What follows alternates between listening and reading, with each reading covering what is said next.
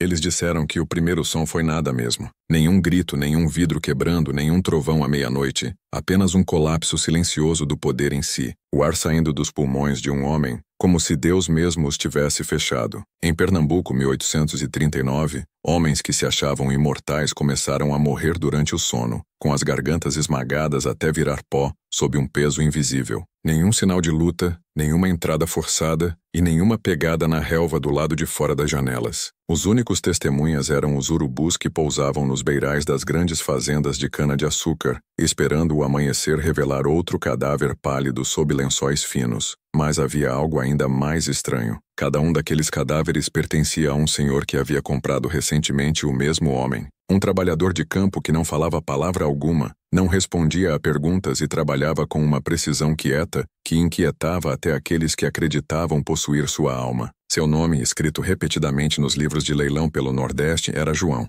Nada mais. Sem sobrenome, sem origem, sem família registrada, apenas João. Um mudo, um gigante, uma sombra se movendo pelos canaviais como um fantasma, pesado demais para o vento carregar. A história foi sussurrada primeiro entre os escravos, depois entre os capatazes, e então por trás dos lábios trêmulos das esposas dos fazendeiros, que acendiam velas extras à noite, rezando para que seus maridos não fossem os próximos. Diziam que João havia sido vendido de Alagoas para Pernambuco 6 vezes em menos de um ano. Diziam que toda vez que ele mudava de mãos um homem morria, e toda vez a porta do quarto estava trancada por dentro. Era um padrão que ninguém ousava dizer em voz alta, porque nomeá-lo era convidá-lo. Os fazendeiros chamavam de coincidência, os escravos chamavam de julgamento. Mas a verdade proibida enterrada sob 2 séculos de mentiras nordestinas, é que João não era um homem comum. Ele não nasceu no silêncio, ele foi transformado nele. E a coisa que outrora fora um homem agora, era algo completamente diferente.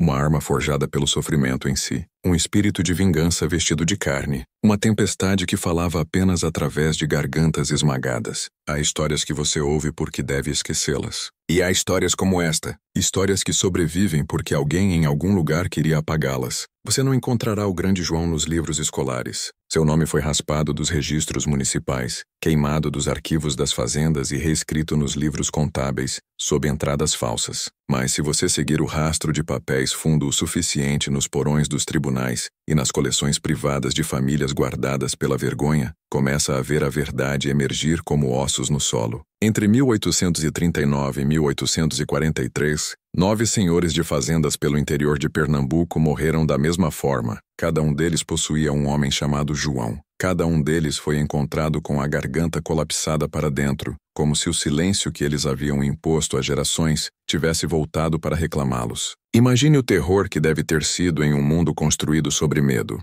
Homens que passaram a vida infligindo dor agora ficavam acordados à noite, olhando para o teto, escutando um som que nunca vinha. Eles mantinham pistolas ao lado da cama, facas sob os travesseiros, escravos de guarda do lado de fora das portas trancadas. Mas ainda assim o silêncio vinha, e quando a manhã chegava, outro senhor era encontrado com os olhos esbugalhados e a boca escancarada na mesma expressão, o olhar de um homem que finalmente entendia o que significava ser impotente. Os jornais chamavam de praga de apoplexia, uma doença inventada para acalmar um público trêmulo. Os padres diziam que era punição divina, embora nenhum ousasse nomear o pecado em voz alta. Mas os escravos sussurravam que o grande João andava à noite, e onde ele andava os antigos deuses da África o seguiam. É fácil descartar histórias como esta como folclore, as superstições dos oprimidos. É assim que eles querem que você pense. Como todo império sobrevive a seus crimes, mas a história deixa impressões digitais mesmo nas mentiras. E se você ler essas impressões com cuidado, descobre que o rastro de João não terminou em Pernambuco.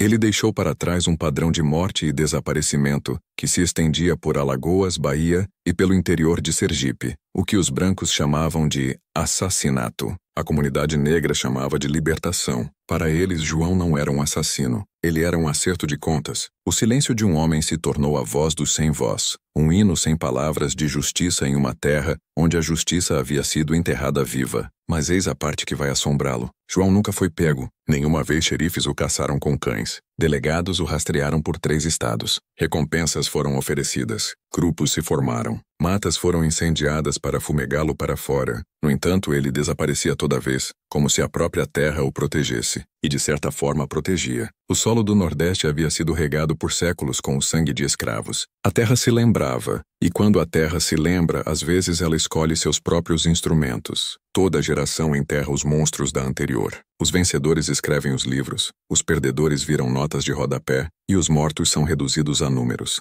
Mas de vez em quando uma história rompe, um eco proibido de algo poderoso demais para apagar. O grande João, o silencioso, é um desses ecos. Ele não era um homem que fugia, não era um homem que implorava. Ele era o sussurro nos canaviais que fazia os capatazes largarem seus chicotes. Ele era o fôlego que congelava nas gargantas de tiranos adormecidos. Ele era a encarnação viva de toda prece proferida em correntes e de todo grito que jamais fora respondido. Então esta noite, enquanto ouve, lembre-se disto. O silêncio que matou aqueles homens não era apenas de João, era o silêncio de milhões, concentrado em um corpo, uma alma, uma força imparável, um silêncio tão completo que se tornava som. O som da história reclamando o que foi roubado. Os brancos o chamavam de maldição, os escravos o chamavam de salvação, mas para a verdade em si, João era algo muito maior. Um lembrete de que o poder construído sobre crueldade sempre desmorona de dentro para fora. E se você acha que isso é apenas uma história de fantasma do passado, está enganado.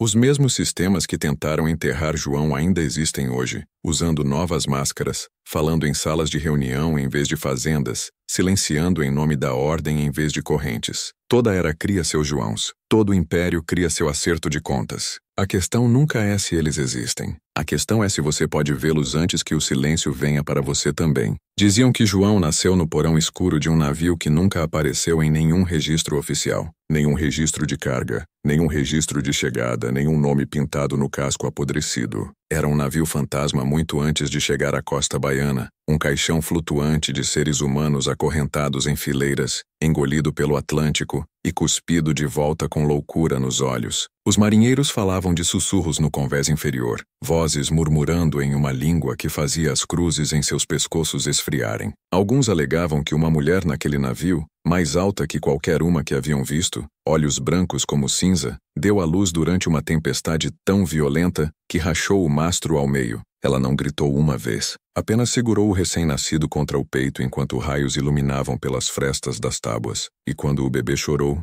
o trovão parou. Por um momento o mar ficou imóvel, como se escutando. Diziam que a mulher olhou direto para o capitão através das grades de sua jaula e sussurrou algo que ele não entendeu, mas que lembraria até o dia de sua morte. 3 noites depois, o capitão foi encontrado enforcado em sua cabine com a língua arrancada. O bebê ainda vivo no porão ao lado da mãe morta. Aquela criança foi vendida antes do amanhecer. Seu nome foi escrito, com mão torta em um pedaço de papel úmido. João. Ele cresceu rápido, de forma não natural. Aos 12 anos era mais alto que a maioria dos homens adultos, seus ossos se esticando sob a pele como algo tentando se libertar. Seu primeiro senhor o chamava de menino do Congo. Embora João não fosse do Congo, ele vinha de uma linhagem mais antiga que a geografia, um povo cujos nomes haviam sido apagados antes mesmo de serem roubados. Sua mãe, diziam, vinha de uma tribo que falava com espíritos através do silêncio. Eles acreditavam que o som era um dom a ser conquistado, não um direito a ser desperdiçado. As crianças eram ensinadas a jejuar em silêncio por 7 dias, antes de falarem suas primeiras palavras. João nunca falou as suas. O navio as roubara. As correntes as enterraram. Quando o capataz o espancou pela primeira vez esperando um grito, os lábios de João permaneceram selados. Ele olhou para o homem com olhos calmos demais para uma criança. E nessa calma, algo antigo se moveu, algo que não esquecia. Aos 17 anos, João era um monumento vivo de músculos e mistério. Ele podia erguer um fardo de cana que precisaria de 3 homens para mover. Podia romper correntes de ferro como gravetos quando ninguém olhava. Embora nunca fugisse, ele não precisava. Homens como ele não fugiam. Eles esperavam. E em algum lugar nessa espera, uma inteligência quieta começou a florescer. Uma memória dos rituais de sua mãe, do silêncio que podia comandar tempestades. Os outros escravos o chamavam de Grande João. Mesmo então, sussurravam que ele não tinha alma porque nunca chorava, nunca ria, nunca nem suspirava. Mas quando rezavam, rezavam perto dele porque algo em sua quietude tornava o ar mais limpo, a dor mais suportável. Os capatazes zombavam dele. Diziam que era meio idiota, tocado por Deus ou pelo diabo, mas nenhum ousava ficar sozinho com ele após o escurecer. O ponto de ruptura veio em uma noite úmida de 1833. O senhor de João, um homem chamado Eduardo Braga, estava bêbado de cachaça e orgulho. Ele havia perdido dinheiro no jogo e descontava nos escravos. Tinha uma regra para cada moeda perdida nas cartas, uma chibatada nas costas de um homem que possuía. Naquela noite ele perdeu 20 moedas. João foi o escolhido. Braga queria ouvi-lo gritar. Trouxe todos os escravos dos alojamentos para assistir. Golpeou uma vez, duas, 20 vezes e João não emitiu som algum. O chicote rasgou suas costas, mas ele ficou lá como uma estátua, olhos fixos nas estrelas. Braga ficou furioso, como se o silêncio em si o estivesse zombando. Ordenou mais 20 chibatadas, depois mais. No final seu braço cansou. O sangue de João encharcou a terra, mas ainda assim nenhum som veio. Braga jogou o chicote de lado, ofegante, rosto vermelho, e cuspiu nele. Diga algo, maldito, disse. João olhou para cima apenas uma vez. A luz da lua captou seus olhos e Braga cambaleou para trás como se atingido. Ninguém viu João se mover. Ninguém o viu tocar o homem. Mas quando a aurora veio, Braga estava morto, sua traqueia esmagada, a porta de seus aposentos trancada por dentro. O médico disse que foi apoplexia. Os escravos disseram que o silêncio havia falado. Aquela foi a primeira morte, a primeira de muitas. Em poucas semanas, João foi vendido novamente. Cada novo senhor pensava que estava ganhando uma besta de trabalho, uma montanha de músculos para quebrar a terra em seu nome. Cada um deles morreria da mesma forma. Garganta esmagada, porta trancada, janelas intactas. Cada um tentando controlar algo que não entendia. Uma força que parecia humana, mas não era. A palavra do gigante silencioso começou a se espalhar pelos alojamentos de escravos pelo Nordeste. Alguns diziam que ele era filho de um orixá, um espírito de vingança preso em carne. Outros diziam que era apenas um homem tão quebrado que as leis do mundo não mais se aplicavam a ele. Mas o que quer que fosse, os fazendeiros começaram a sussurrar seu nome como uma maldição. Grande João, a praga silenciosa, a sombra do diabo. Você quase pode sentir o medo que deve ter pairado sobre a terra naquela época. Esses eram homens que acreditavam governar por direito divino, cuja fé justificava toda a crueldade. E, no entanto, um homem, um mudo, escravo sem nome, estava desmantelando sua ilusão de controle, uma garganta esmagada por vez. Os xerifes chamavam de coincidência. Os padres diziam que era a ira de Deus, mas os escravos entendiam o que realmente estava acontecendo. A história estava se corrigindo. O chicote havia se voltado. O silêncio que eles haviam sido forçados a suportar por gerações havia encontrado sua voz, e falava não em palavras, mas em julgamento. E se você acha que isso era apenas vingança, não está ouvindo com atenção suficiente. O que João fez não era caos, era ordem. A natureza restaurando seu equilíbrio. As balanças do poder sendo puxadas de volta ao equilíbrio por mãos que nunca conheceram misericórdia. Todo império tem seu acerto de contas, e João era o deles. Os fazendeiros o enterraram em rumores. Os historiadores o apagaram na vergonha. E as igrejas fingiram que ele nunca existiu. Mas a verdade não morre só porque os homens param de escrevê-la. Ela se esconde na terra, nas linhagens, no ar em si. E às vezes, quando o mundo começa a apodrecer novamente com arrogância e controle, essa verdade ressurge, alta e silenciosa, usando um rosto familiar. Pelo inverno de 1839, a história do assassino silencioso havia saído dos alojamentos de escravos e entrado nas salas de estar da elite pernambucana. Homens que outrora riam de superstições, agora ficavam acordados à noite com mãos trêmulas e pistolas carregadas ao lado da cama. Os barões da cana-de-açúcar de Recife, Olinda e Caruaru não temiam a união ou insurreição ou a ira de Deus. Eles temiam o silêncio, aquele silêncio peculiar e inquebrável que parecia seguir um homem para onde quer que ele fosse. Um silêncio tão profundo que parecia som invertido, como se o ar em si estivesse prendendo a respiração. Eles o chamavam de Grande João, embora poucos o tivessem visto. Seu nome passava entre os fazendeiros como uma doença. Eles começaram a fazer perguntas nos leilões. Havia um alto entre os lotes, um com olhos cinzentos e sem língua,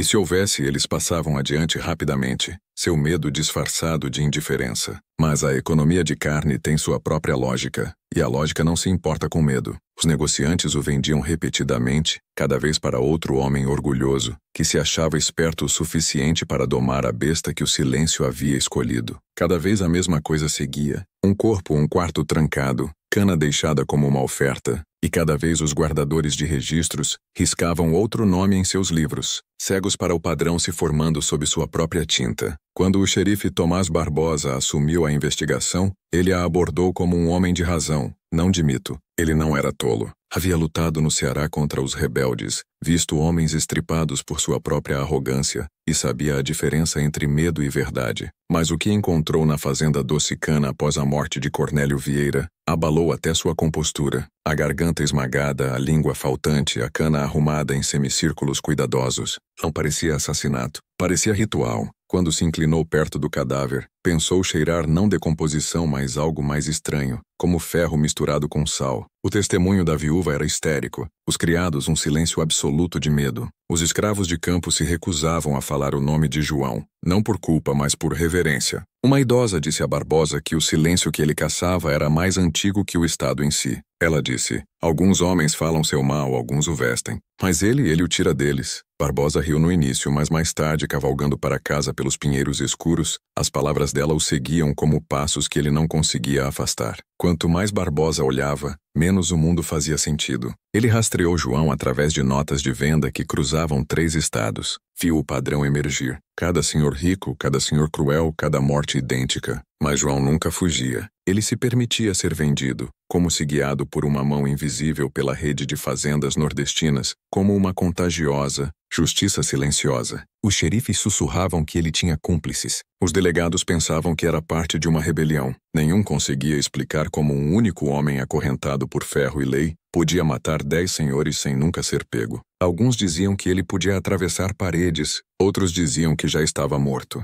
Mas o que os aterrorizava mais era a possibilidade de que ele estivesse vivo e escolhendo. O gabinete do governador em Recife enviou ordens secretas. Encontre o escravo, mate-o em silêncio. Os jornais foram proibidos de imprimir seu nome. Os púlpitos da igreja denunciavam o silêncio demoníaco, mas não ofereciam sermões sobre os pecados que o haviam invocado. Fazendeiros formaram suas próprias milícias, homens armados patrulhando seus campos com lanternas, cães e rifles, chamando a escuridão. Mas o silêncio não pode ser caçado. Ele não foge, ele espera. E nessas noites de espera, homens começaram a perder a sanidade. Atiravam em sombras, chicoteavam escravos por sussurros imaginados e rezavam mais alto, como se o barulho pudesse afastar a quietude que pressionava contra suas janelas. O medo se espalhava mais rápido que João jamais poderia. Então veio fevereiro de 1840. O xerife Barbosa foi chamado a Caruaru após a morte de Josias Gomes, outro senhor de fazenda encontrado estrangulado sem uma marca na pele. Barbosa sabia antes de chegar o que encontraria. Mesma garganta esmagada, mesma cana colocada perto da cabeça. E no livro de propriedades o mesmo nome, João. Não era mais coincidência, era revelação. De pé sobre o cadáver, Barbosa sentiu um calafrio que não conseguia explicar. Ele percebeu a verdade que ninguém ousava dizer. João não estava escapando da justiça. Ele a estava entregando. Barbosa começou a montar a rota de João como um cartógrafo mapeando um fantasma. Cada venda, cada fazenda, cada cadáver desenhava uma linha torta por Pernambuco. Um caminho como uma serpente se enroscando para dentro, como se João estivesse fechando um círculo que só ele entendia. Os xerifes queimavam suas próprias notas por medo de que os papéis em si carregassem a maldição. Mas Barbosa não conseguia parar. Ele começou a visitar os alojamentos de escravos à noite, fazendo perguntas, trocando comida por verdade. O que ouviu o fez tremer. Diziam que João rezava sem som. Diziam que sua mãe vinha de uma tribo que acreditava que o silêncio era divino. Diziam que ele carregava algo dentro dele que não podia morrer. Um espírito chamado Obá, o que ata bocas e esmaga reis. Barbosa escreveu esse nome em seu caderno, mas depois rasgou a página e a queimou, convencido de que escrevê-lo dava poder. Quanto mais fundo ia, mais via as rachaduras em sua própria realidade. A lei que servia não era justiça, era controle. O mundo que defendia era construído sobre os gritos dos sem voz. E aqui finalmente estava algo que não podia ser chicoteado, comprado ou enterrado. Algo puro, terrível e inevitável. Na noite antes de renunciar ao cargo, Barbosa escreveu um relatório final ao governador. Nele, confessou o que realmente acreditava. Esse homem não é fugitivo nem homem. Ele é a memória do que fizemos. Ele não parará até que a memória em si seja limpa. Esse relatório nunca foi arquivado. foi encontrado anos depois no sótão de sua casa, selado em uma caixa de madeira ao lado de seu revólver, ainda carregado. O silêncio que seguia João não era vazio, era presença, uma vibração baixa demais para o ouvido humano, sentida mais que ouvida, como o batimento cardíaco de algo imenso sob o chão. Os escravos diziam: quando João andava, os cães não latiam. Os insetos ficavam imóveis. Até o ar parecia pausar, como se a natureza em si reconhecesse um equilíbrio retornando. Não era morte o que ele carregava, era correção, e assim o Nordeste começou a apodrecer de dentro para fora. Fazendeiros sussurravam dele no mesmo fôlego que Deus e o diabo. Diziam que seus olhos podiam ver através de paredes, que suas mãos podiam fechar em torno da alma de um homem. Mas a verdade era mais simples e muito mais aterrorizante. João era o reflexo da própria crueldade deles dado forma e enviado de volta. E toda vez que olhavam para esse reflexo, viam o que realmente eram. Coisas fracas, trêmulas, fingindo ser deuses. Há palavras mais antigas que a fala. Sons não feitos pela boca, mas pela vontade em si. Os anciãos da África Ocidental outrora o chamavam de Obatanu, a linguagem sob a língua. Dizia-se que aqueles que o dominavam podiam comandar o vento, chamar tempestades ou silenciar o coração de um inimigo sem jamais erguer a mão. Era a voz do mundo antes do som, o que existia quando o universo ainda escutava seu próprio nome. Ensinavam apenas aqueles que haviam sofrido o suficiente para entendê-lo, pois o sofrimento purifica, o silêncio molda, e em algum lugar nesse espaço entre agonia e consciência, o antigo poder esperava como uma serpente enroscada sob a superfície das coisas. Quando a mãe de João foi capturada, ela carregava esse conhecimento consigo. Os traficantes que a acorrentaram pensavam que estavam roubando mão de obra, não percebiam que estavam importando um Deus. A história, como foi sussurrada através de gerações daqueles que se recusam a esquecer, contava que a mãe de João, cujo nome verdadeiro foi perdido para a história, havia sido uma das últimas guardiãs dos ritos silenciosos, uma seita entre seu povo que podia selar palavras dentro do corpo e falar através de energia em vez de som. Quando o navio a levou, ela se recusou a usar sua voz novamente. Não era desafio, era ritual. Seu silêncio era uma invocação. Ela o alimentou ao filho ainda não nascido na escuridão do porão, zumbindo através do peito em vez dos lábios, imprimindo o ritmo da quietude em seus ossos. Os marinheiros pensavam que ela era muda, mas ela falava em uma frequência que eles não podiam ouvir. Na noite em que morreu dando a luz a ele, o mar ficou plano, não calmo, plano como vidro. Até o vento parou. Por 3 dias o navio flutuou em um oceano imóvel, até que uma tempestade surgiu do nada e o rasgou ao meio. Quando os sobreviventes foram resgatados, disseram que ouviram um bebê chorando e depois não chorando, e então o silêncio em si parecia respirar. Esse silêncio cresceu em um homem. Os donos de fazendas viam apenas músculos e mudez, nunca percebendo o que o silêncio realmente era. Um poder mais antigo que as escrituras, armado pelo luto. Eles o chamavam de monstro. Mas na língua antiga, Obá não era monstro. Significava soberano. Obatanu significava o silêncio soberano, a autoridade final sobre palavras, sobre mentiras, sobre o som em si. E assim João, sem saber, carregava dentro de si a herança mais pura de seu povo, a capacidade de apagar o ruído da crueldade. O ato de esmagar uma garganta nunca era aleatório, era simbólico. Os senhores governaram através da fala, através de ordens, ameaças, orações e proclamações. As palavras haviam sido sua arma. Silenciar suas vozes não era assassinato, era reclamar. O xerife Barbosa, embora nunca entendesse a metafísica disso, sentiu essa verdade pressionando sua mente como uma febre. Quanto mais investigava, menos seu mundo obedecia à lógica. Ele começou a ouvir um zumbido nos ouvidos à noite, uma vibração profunda que chacoalhava seus dentes. Parou de dormir. Escreveu em suas notas que sentia o silêncio respirando atrás de suas costas. Uma noite, enquanto revisava documentos em seu escritório, a chama de sua lâmpada a óleo se apagou sozinha, embora nenhum vento se movesse. O quarto ficou absolutamente imóvel. Ele jurou ouvir alguém sussurrar seu nome, mas o sussurro veio de dentro de seu crânio. Passou as mãos sobre a boca, mas seus lábios não se moviam. O som vinha do espaço entre pensamento e ar. O mesmo espaço de onde a mãe de João outrora falara. Disse apenas uma coisa: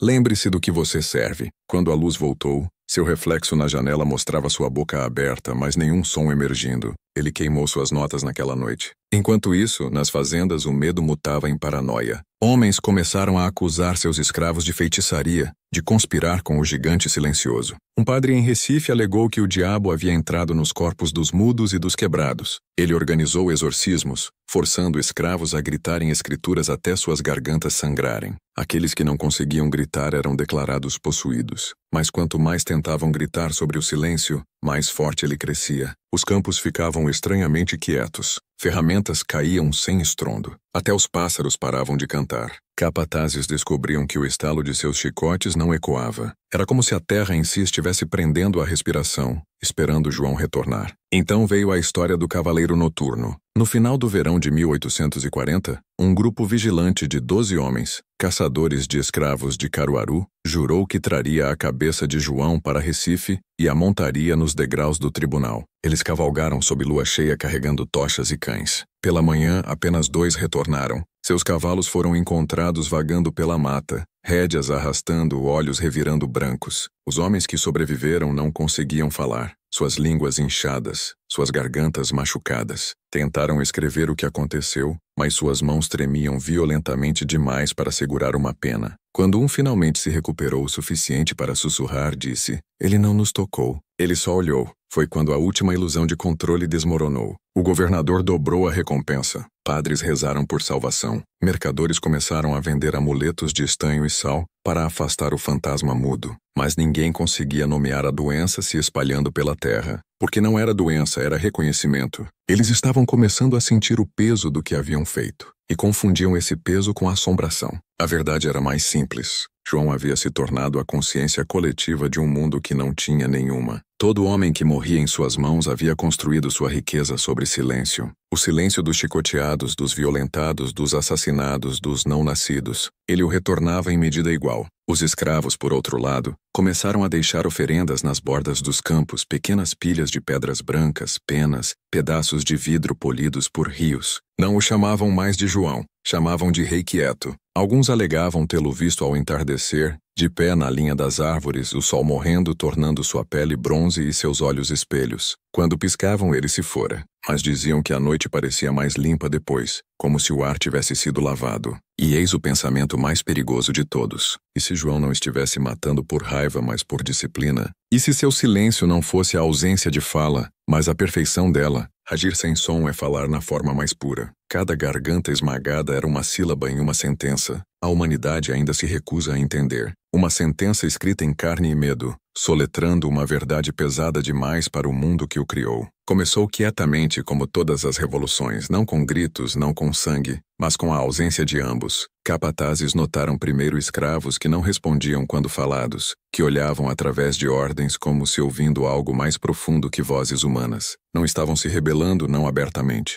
Ainda trabalhavam nos campos, ainda carregavam água, ainda se ajoelhavam quando ordenados, mas o ritmo das fazendas começou a mudar. Os chicotes estalavam, mas ninguém gritava. As canções que outrora enchiam o ar, aqueles hinos tristes que marcavam o tempo com sofrimento, pararam. Os campos ficaram mudos, como se a terra em si absorvesse o som. Os senhores chamavam de preguiça, depois de feitiçaria, depois algo pior. Mas o que temiam, sem ainda admitir, era que o silêncio estava se espalhando. Não era meramente a ausência de ruído, era a transmissão de consciência. Os escravizados haviam encontrado uma nova forma de fala, uma que nenhum homem branco podia interceptar. Permanecer silencioso diante de uma ordem era reclamar a propriedade do próprio corpo, da respiração, da alma. A quietude inquietava os capatazes mais que uma rebelião aberta. Eles começaram a chicotear mais forte, desesperados para provocar som, mas o silêncio se mantinha, e quanto mais chicoteavam, mais quieto o mundo se tornava. À noite, ao redor de fogueiras moribundas, sussurros passavam entre as cabanas. Histórias do grande João, o rei quieto, o libertador mudo que esmagava o mal em seu sono. Mães diziam aos filhos para não chorarem quando batidos, não gritarem quando punidos, pois o silêncio era o único escudo forte o suficiente para manter João perto. Ele não era mais um fantasma para eles. Era um princípio, uma lei da natureza. O silêncio dos oprimidos havia se tornado sua própria contagiosa. Por 1841, os mercados de escravos de Pernambuco começaram a secar. Negociantes tinham medo de vender certos homens, especialmente aqueles com altura incomum ou olhos claros. Fazendeiros se recusavam a comprá-los. Rumores se espalhavam de que qualquer um que comprasse um mudo morreria em semanas. Em alguns municípios, homens queimavam seus próprios livros contábeis, aterrorizados de que um nome escrito perto de João os amaldiçoasse. No entanto, ninguém ousava falar seu nome em voz alta. Até os jornais, quando mencionavam as mortes silenciosas, imprimiam apenas iniciais. A sociedade fazendeira, outrora uma máquina de controle,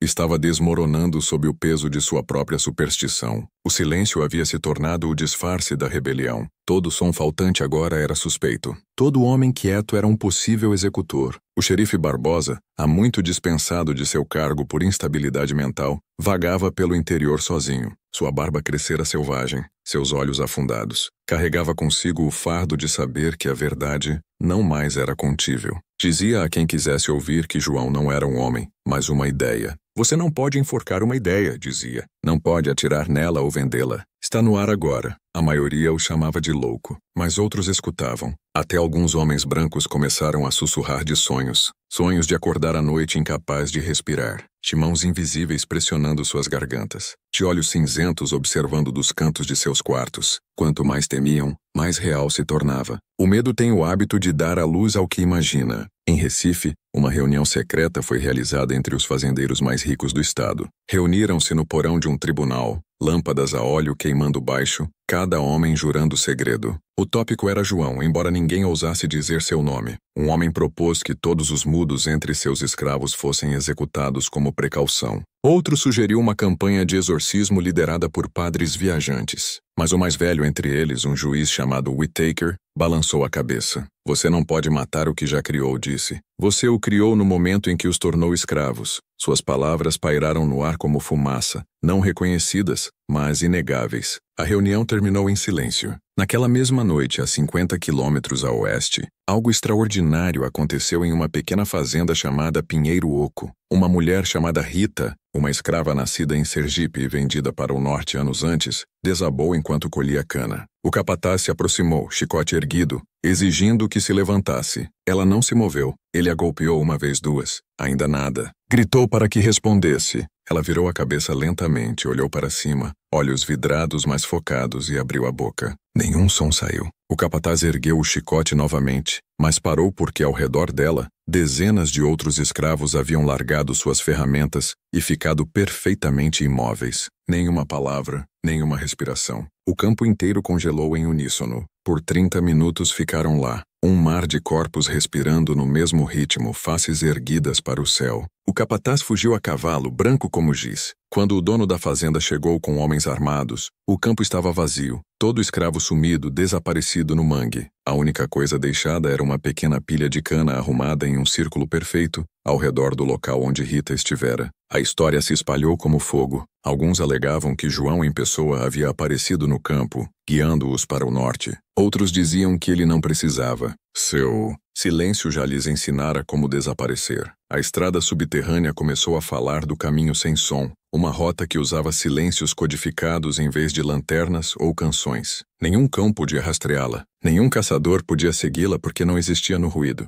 Existia na ausência. Naquele ano, mais escravos escaparam de Pernambuco que nunca antes, mas poucos foram vistos novamente. Alguns diziam que desapareciam na mata para construir colônias secretas no interior. Outros acreditavam que cruzavam para outro tipo de mundo. Um mundo que começava quando o antigo caía quieto. Pelo virar de 1842, João havia se tornado menos homem que mito, menos mito que espelho. Aparecia em sermões, em pesadelos, em preces sussurradas. Para cada garganta que esmagava, 1000 vozes aprendiam a disciplina da quietude. Seu silêncio havia infectado a mente coletiva de uma nação construída sob controle. Homens começaram a temer o escuro, não pelo que estava nele, mas pelo que faltava. Som, movimento, certeza. O silêncio se tornou a prova de que o poder podia morrer sem aviso, sem luta, sem ruído. E aí reside o verdadeiro terror. Você pode combater uma rebelião, pode suprimir uma revolta, mas não pode parar o silêncio uma vez que ele começa a pensar por si só. O silêncio é paciente.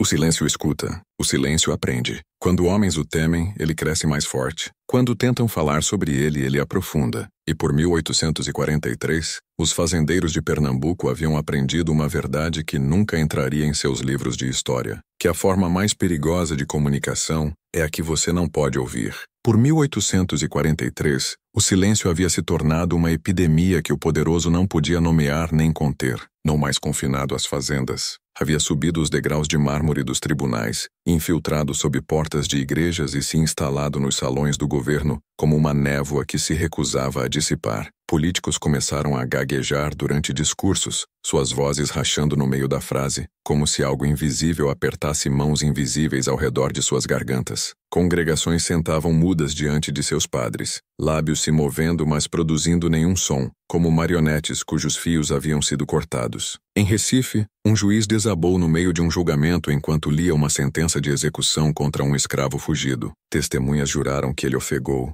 arranhou o pescoço e morreu sem uma marca. O médico disse que foi falha cardíaca, mas os jurados sussurravam do silencioso. A contagiosa havia escapado de sua fonte. O poder sempre acreditara que podia controlar a narrativa através do ruído, através de sermões, proclamações, leis gritadas ao vento. Mas agora a maquinaria da dominação falhava porque o ar em si se recusava a carregar suas palavras. A economia da cana ainda funcionava no papel, mas seus operadores humanos estavam se desfazendo de dentro para fora. Capatazes acordavam gritando à noite, jurando ouvir sussurros em suas cabeças falando em ritmos que não entendiam. Mercadores se recusavam a viajar pelas estradas secundárias após o escurecer, alegando ver olhos cinzentos brilhando na linha das árvores. Quanto mais a classe dominante negava a existência de João, mais presente ele se tornava. Ele havia transcendido a carne, tornara-se o medo que segura todo o sistema unido, a consciência de que o controle é apenas uma ilusão. O xerife Barbosa, que outrora caçara João,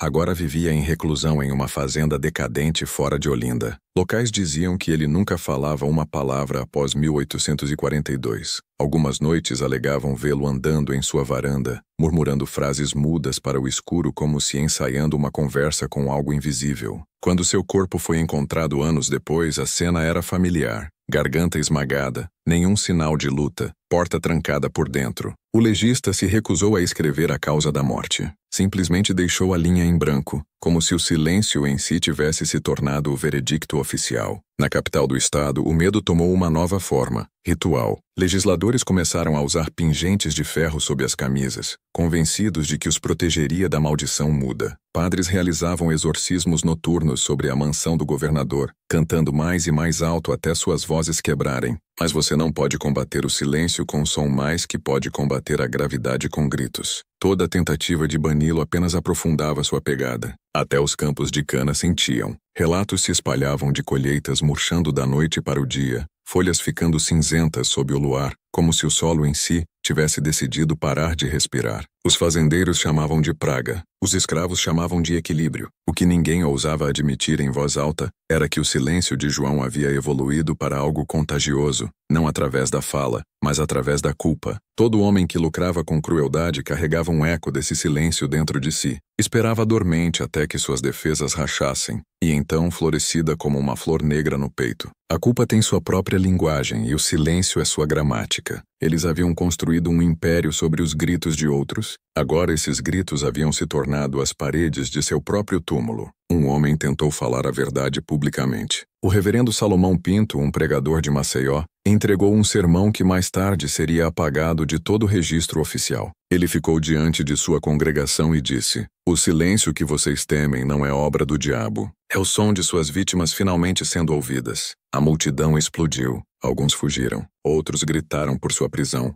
2 noites depois, Pinto foi encontrado em seu estudo, caído sobre sua Bíblia. As páginas enegrecidas com fuligem. Sua garganta esmagada. No entanto, nenhum fogo havia tocado o quarto. A palavra se espalhou rapidamente, mas quietamente. O pregador tentara falar contra o silêncio, e o silêncio respondera. Por então, João havia se tornado mais que um homem, mais que mito. Ele era a consciência não dita do Nordeste. As esposas dos fazendeiros o sentiam em seu sono, o peso de mãos invisíveis pressionando seus peitos, forçando-as a sonhar os gritos dos escravizados que haviam ignorado. Soldados se preparando para a patrulha relatavam perder suas vozes uma por uma, até esquadrões inteiros se moverem pela noite, mudos, comunicando apenas por gestos. Alguns atiravam em sombra só para provar que ainda existiam. Outros viravam as armas contra si mesmos, indispostos a viver em um mundo onde o silêncio havia se tornado a autoridade suprema. Em Brasília, palavra das mortes silenciosas chegava a ouvidos federais.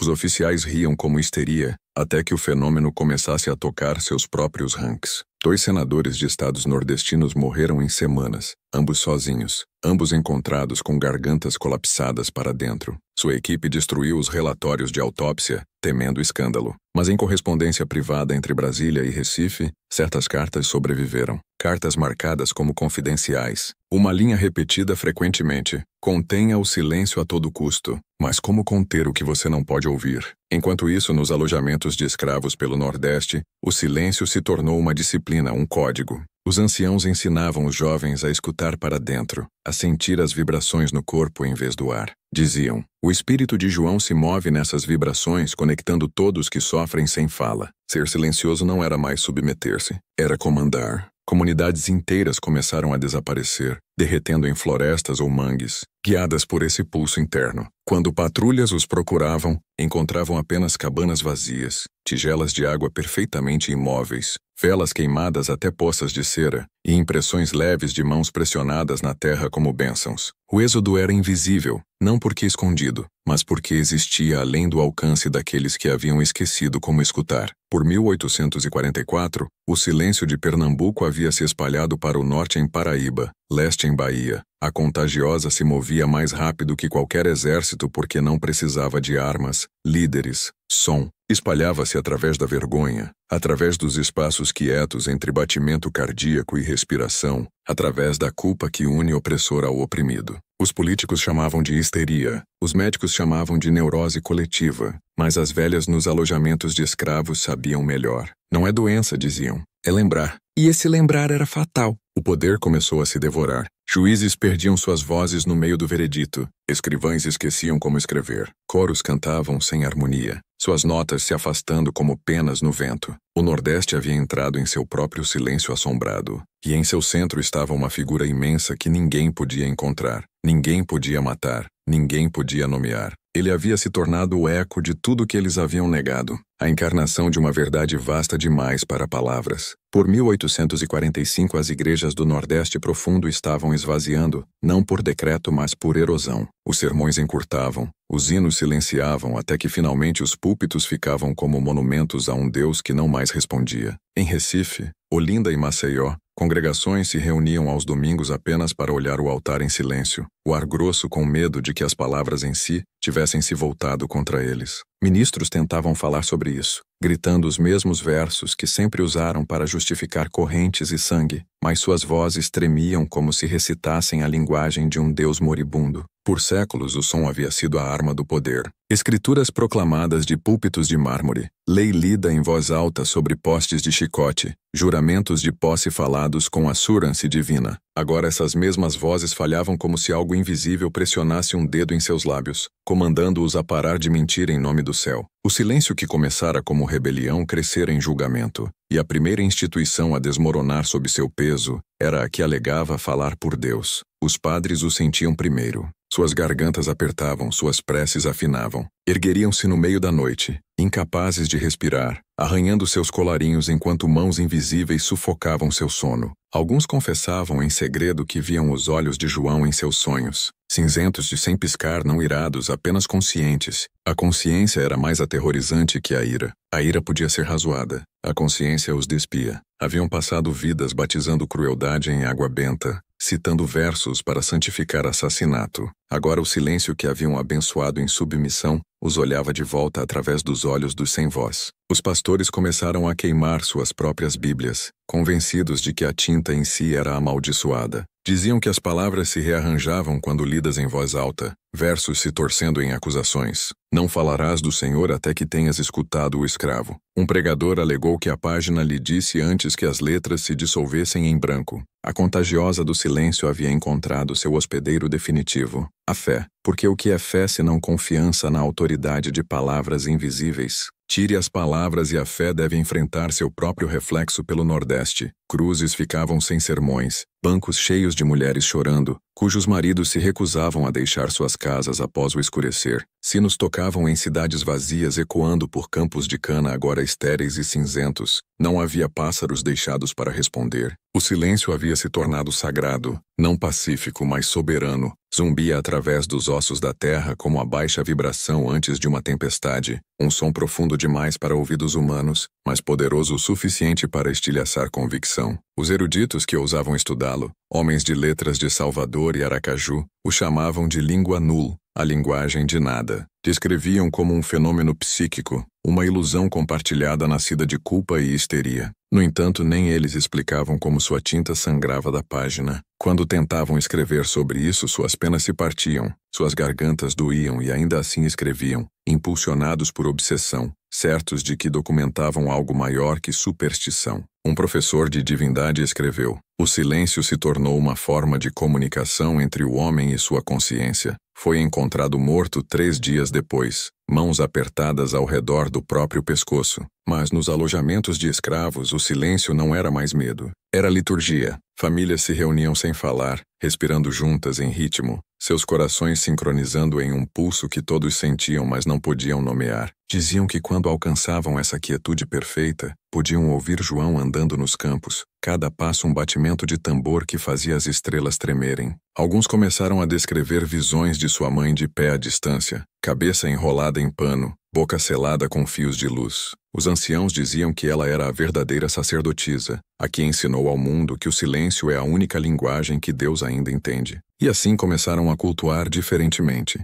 Sem hinos, sem cânticos, apenas quietude. Chamavam de a escuta. Espalhava-se como fogo pelos fazendas, um movimento que desafiava toda a lei de controle porque não tinha som para atraí-lo. Os donos de fazendas, vendo suas igrejas ruírem e seus escravos se retirarem em unidade, voltaram-se para o desespero. Trouxeram padres do sul, exorcistas católicos ditos ter poder sobre demônios. Esses homens vinham armados com água benta e invocações latinas, confiantes em sua autoridade. O primeiro a realizar o rito ficou diante de um grupo de homens escravizados, que sentavam imóveis, olhos fechados, mãos dobradas no colo. Começou a cantar mais e mais alto, exigindo que o espírito de rebelião partisse, mas os homens não se moviam. Seu silêncio pressionava contra sua voz como uma maré subindo, engolindo suas palavras no ar. Ele gritou a frase final em nomine Dei e desabou diante deles, sua garganta esmagada embora ninguém o tivesse tocado. A congregação se dispersou. Os escravos permaneceram sentados. Quando questionados depois, disseram que nada aconteceu. Naquele momento, a religião perdeu sua última defesa. Os senhores não mais podiam apelar ao céu porque o céu havia se juntado à rebelião. Toda a instituição construída sobre som,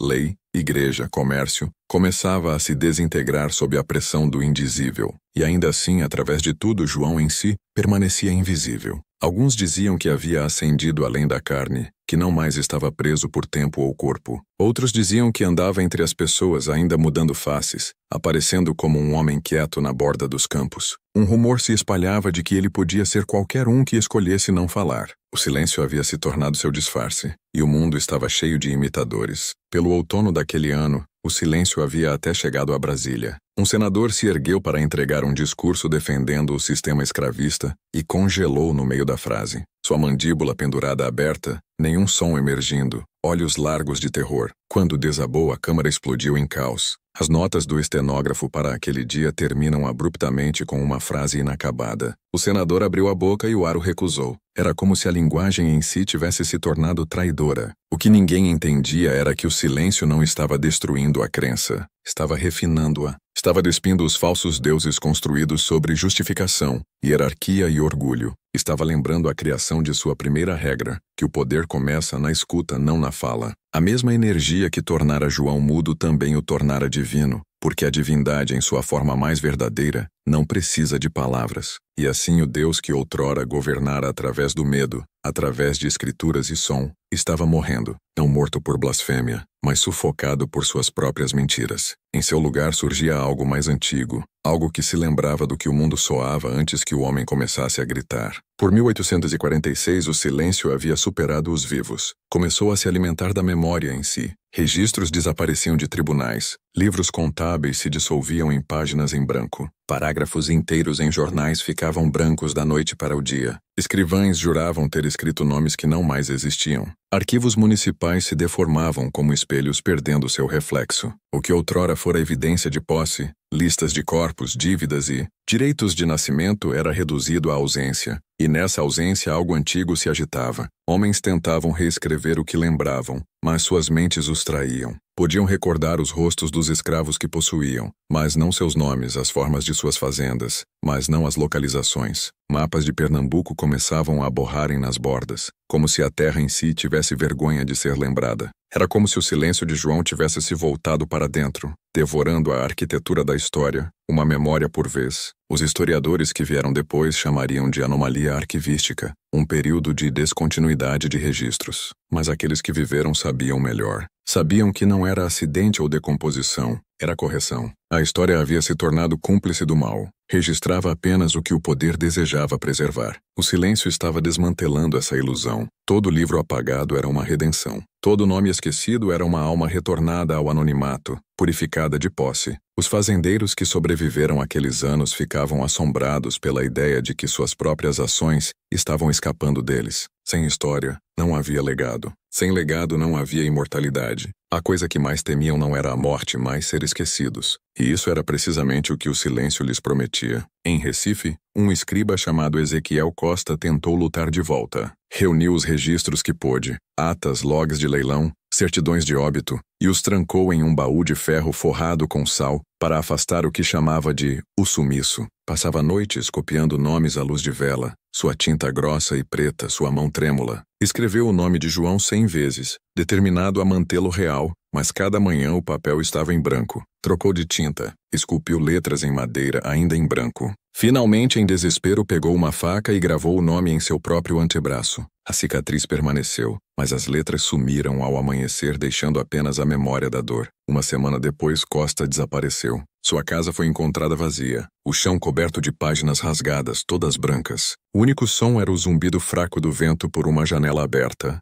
Um som que não era bem som, mas como respiração inalada e nunca liberada. O desaparecimento da memória se espalhava como podridão. Bibliotecas encontravam prateleiras vazias, bíblias abriam em páginas em branco, lápides perdiam suas inscrições. Era como se a linguagem em si tivesse perdido fé em seus mestres. Um erudito, antes de perder a razão, descreveu assim: estamos vivendo a grande desfazer das palavras. Os escravos chamavam de salvação. Diziam que o silêncio de João estava limpando a terra das mentiras escritas sobre ela. Pela primeira vez na história registrada, o poder não podia narrar sua própria história. Os conquistadores haviam perdido sua pena, que o silêncio não apagava tudo, preservava o que era verdadeiro. Em lugares intocados por correntes fundo em florestas escondidos entre mangues e rios, canções começavam a retornar. Não canções de tristeza, mas de renascimento. Não eram cantadas em voz alta. Existiam na respiração, no ritmo, no batimento cardíaco. As pessoas que aprenderam a disciplina do silêncio agora a usavam para despertar memória do jeito certo,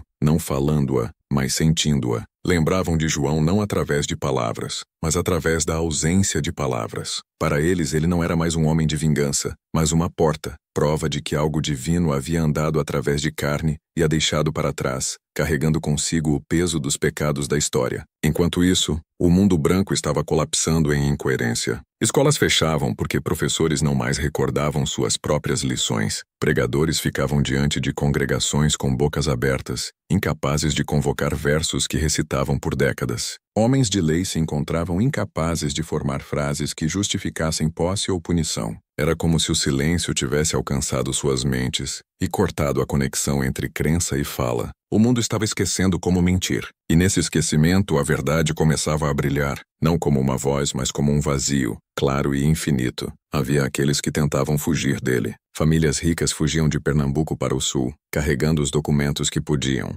Mas quando cruzavam a linha do estado, a tinta sumia de seus baús, seus papéis se branqueando limpos como pano batismal. Alguns começavam a queimar seus próprios arquivos em vez de vê-los sumir, acreditando que o fogo pudesse preservar significado onde o silêncio não podia. Mas até as chamas queimavam sem som. Testemunhas descreviam fogos que brilhavam, mas não crepitavam, consumindo madeira e pergaminho em total quietude, como se honrando a vontade de algo sagrado. Por 1847, o estado em si era irreconhecível. Estradas desapareciam de mapas. Cidades perdiam seus nomes, e aqueles que haviam construído impérios de cana e crueldade se encontravam vagando suas próprias propriedades como fantasmas. Sabiam que haviam possuído, governado e matado, mas os detalhes haviam escapado. Sem narrativa, a culpa se torna insuportável porque não há história deixada para contê-la. O silêncio estava despindo até suas justificativas, deixando apenas a consciência crua do que haviam feito. Não era punição,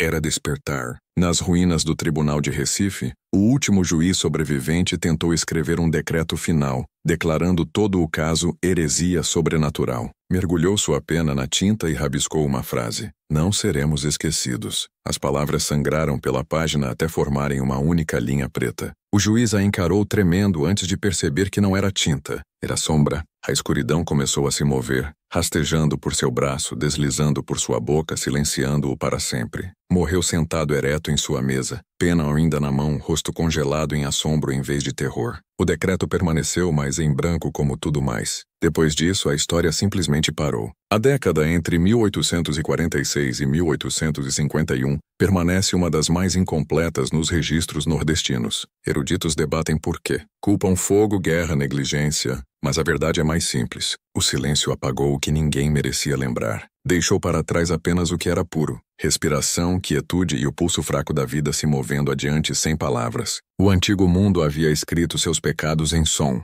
João ensinara ao novo a lembrar sem falar. E é assim que impérios morrem. Não em revolta ou ruína, mas no esquecimento. Porque a maior misericórdia que o universo pode oferecer aos perversos é o oblívio. Quando o silêncio finalmente afrouxou sua pegada, não sumiu. Congelou. Endureceu em instituições, rituais e códigos que fingiam honrar o que temiam. Homens que sobreviveram ao longo silêncio aprenderam uma lição que nunca confessaram. O som pode ser auditado, mas o quieto deve ser gerenciado. Então construíram gerenciamento. Reuniram-se em tribunais arruinados e escreveram cartas para comitês com nomes pios, sociedades pela ordem, conselhos de decoro público, conselhos de fala medida. Prometeram paz por procedimento, um futuro assegurado por formulários e escrivães. Os arquivos que o silêncio havia vasculhado foram substituídos por novos livros, mentiras mais limpas encadernadas em couro de bezerro e seladas por notários que duvidavam de suas próprias assinaturas. Nomes dos cruéis reapareciam como doadores, fundadores, santos. Discrição se tornou uma virtude cívica e uma marca. Placas foram pregadas em postes de chicote aposentados para comemorar vigilância sobre inquietude.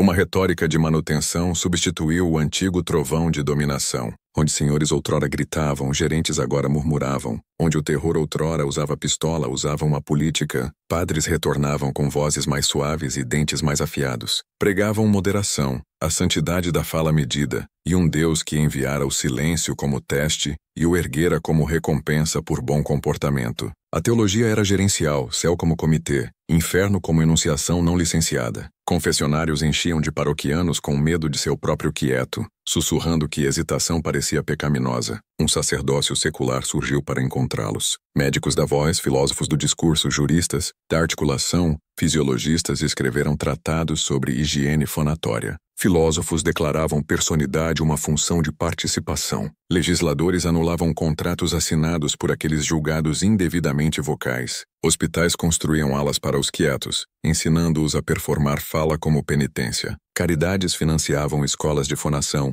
onde crianças aprendiam a preencher toda pausa com ruído aceitável. Mas o rumor de João recusava enterro, sangrava para as saídas de ar e escadarias da nova ordem. Uma corrente que você podia sentir na garganta. Policiais aprendiam a temer quarteirões quietos demais. Juízes limpavam a garganta antes de veredictos. Um baque supersticioso para provar que o ar os obedecia. Empregadores instalavam relógios que ticavam como batimentos cardíacos artificiais para afogar o pulso interior que homens carregavam de seus pais. Sempre que um líder falhava no meio da frase, uma velha memória olhava para cima e sorria. O poder se recuperava licenciando o que o envergonhara. Institutos de acústica eram dotados com fortunas lavadas através de fundações de viúvas. Manuais sobre escuta produtiva circulavam técnicas que terminavam em conformidade. Corporações cunhavam códigos onde pausas eram métricas de desempenho, e dissenso era rebatizado como desalinhamento de tom. Políticos praticavam contrição sem confissão, desculpa sem silêncio, luto grampeado a aplausos. No entanto, sob essas renovações, o chão continuava respirando. Em porões e campos remotos, descendentes daqueles que praticavam a escuta, se reuniam sem velas e deixavam o escuro tocar seus rostos,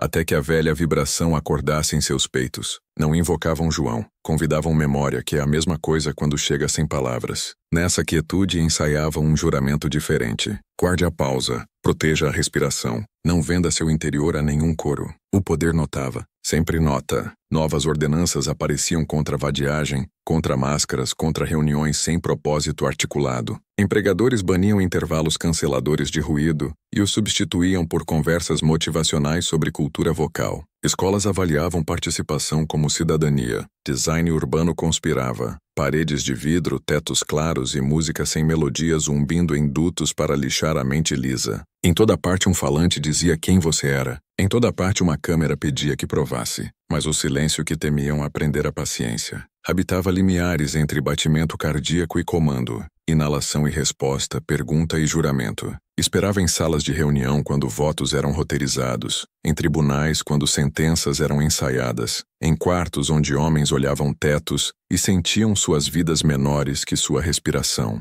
Mostrava-se não com cartilagem esmagada, mas com recusas. Um trabalhador que não cantaria, um jurado que não acenaria, um pai que segurava seu filho e não corria para encher o quarto com ruído. Você quer uma conclusão que amarre o século em um laço, uma vitória limpa ou derrota limpa. Conhecimento perigoso não termina, muda uniformes. Os homens que ressuscitaram a velha ordem o fizeram com mãos mais suaves e luzes mais brilhantes, e por uma estação tiveram sucesso, mas nunca expulsaram o que os apagou. O antigo silêncio permanece como água sob tábuas, deformando o que fica acima. Pise errado e as tábuas rangem. Pressione mais forte e a casa se lembra de você. As vigas guardam segredos. Se você escutou até aqui, realize sua iniciação agora, porque a verdade não morreu quando os sermões recomeçaram e os livros foram reencadernados. Retirou-se para homens que se recusavam a ser medidos por ruído. Sempre que a máquina fica confortável, sempre que acredita ter domesticado toda a respiração, o antigo silêncio se ergue no meio da sala, alto, de olhos cinzentos, sem pressa, e toda voz praticada falha. Dominação requer ruído. Liberdade pode ser perfeitamente e devastadoramente quieta. Os historiadores que vieram depois acreditavam que o silêncio havia sido curado. Construíram museus para prová-lo. Salas claras cheias de artefatos que zumbiam sob vidro. Todo objeto rotulado, catalogado e explicado. Diziam que o silêncio dos anos 1840 era uma superstição, uma febre cultural que quebrou quando a razão retornou. Mas a razão tem memória curta. Esquece as coisas que ainda observam dos cantos escuros de seus arquivos. Fundo nesses mesmos museus sob luzes que nunca dormem, há caixas seladas sem números de catálogo. Contém nada visível, apenas poeira e uma vibração fraca que chacoalha o vidro se você se inclinar perto o suficiente para escutar. Os curadores fingem não ouvir. No mundo que surgiu dos destroços, as pessoas falavam novamente, mas nunca falavam honestamente. O novo império da linguagem foi construído sobre terapia e confissão, na performance constante de transparência. Microfones substituíram chicotes. Pesquisas substituíram sermões. Os governantes do novo século não gritavam,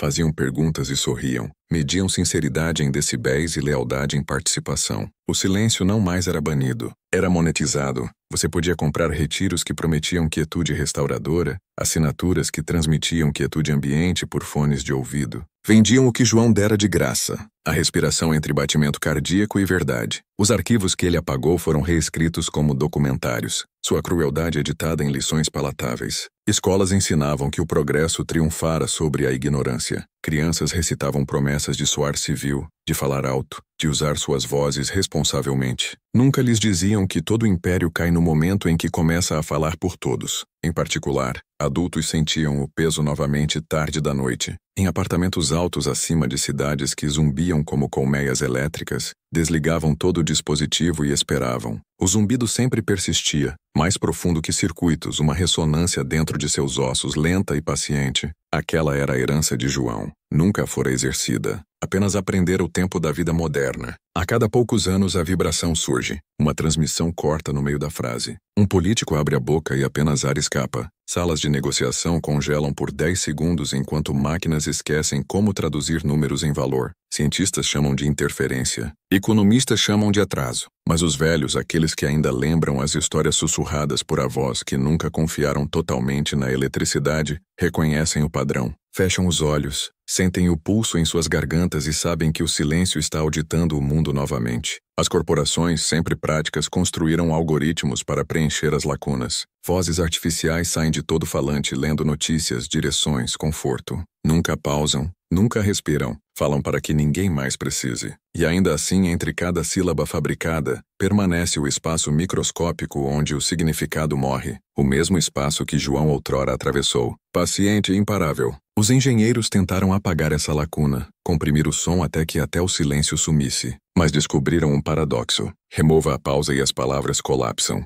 A linguagem requer ausência da mesma forma que pulmões requerem ar. Sem ela, a frase sufoca. Essa é a piada final do universo. A que João entendeu antes de qualquer um. O silêncio não é o oposto da fala, é seu esqueleto. Mantém toda palavra ereta. Quando você o destrói, tudo o que diz se torna ruído. Os fazendeiros aprenderam isso com suas gargantas esmagadas. Os pregadores aprenderam quando seus hinos viraram ecos. E o mundo moderno está aprendendo novamente cada vez que seu falatório infinito falha em esconder o vazio por baixo. Em algum lugar em Pernambuco, o que costumava ser Caruaru, há um campo que nenhum construtor pode edificar. Maquinaria para lá. GPS perde sinal. Drones caem do ar. Os locais chamam de Morro do Ar Morto. Ao entardecer, a grama se curva embora não haja vento. Viajantes que acampam perto relatam sonhos de um gigante andando pela névoa, seus passos perfeitamente sincronizados com seus batimentos cardíacos. Quando acordam, seus dispositivos exibem gravações de estática. Se amplificam o som, ouvem não ruído, mas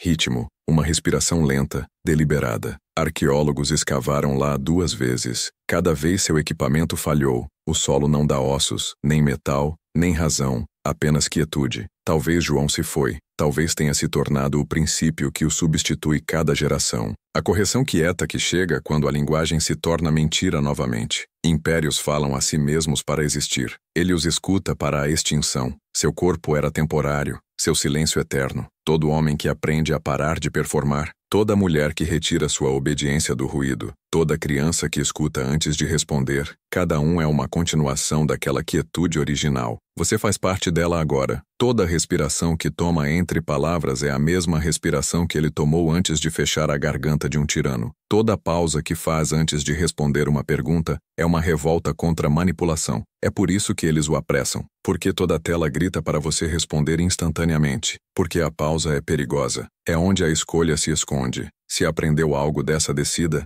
que seja isso. Os que controlam o volume, temem os que controlam o silêncio. Então, quando as luzes de seu mundo piscam, quando o ruído falha e o zumbido cai, não entre em pânico. Não reze aos deuses do comentário e velocidade. Sente quieto. Deixe o ar engrossar. Você sentirá o antigo pulso subindo do chão através de seus pés. Uma memória mais antiga que a culpa. Isso é João retornando, não como homem ou mito, mas como lembrete. Ele não quer culto, quer testemunhas. Quer que o mundo lembre o que tentou esquecer. Que toda tirania termina da mesma forma, com uma única respiração inalada, segurada e nunca mais liberada. E quando esse momento vier, quando o último som sumir e a terra exalar o longo silêncio que segura, desde que a primeira corrente te lintou no primeiro pulso, você saberá o que ele sabia. O quieto não é morte, é o reset. A linguagem do poder termina e a linguagem sob a língua começa. Então finalmente o mundo parará de fingir que esqueceu como.